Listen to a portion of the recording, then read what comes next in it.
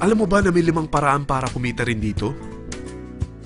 Number 1. Magbenta ng load at makakuha ng 10 to 14% na tubo or income. Kapag naubos ang laman ng load wallet mo, ay pwede kang mag-replenish nito sa kahit saang branch ng BPI, BDO, Metrobank, at Union Bank, sa V-Mobile office, or sa fellow technopreneur or dealer. Number 2.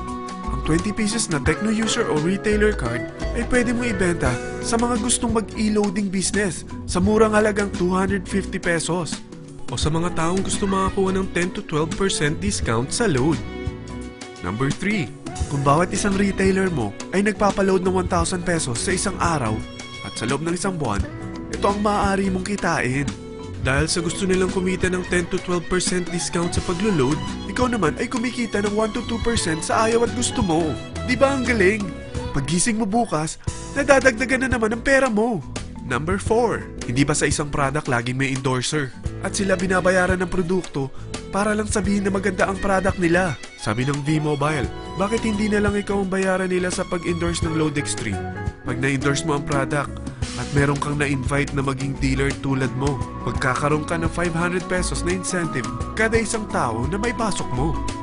Number 5. Pag meron kang invite na nag-pair, magkakaroon ka ng 500 pesos bonus kada isang pair, pati na rin sa makukuha ng mga teammates mo sa A and B side. Kada 2 invite na nag-pair, meron kang 500 pesos na bonus.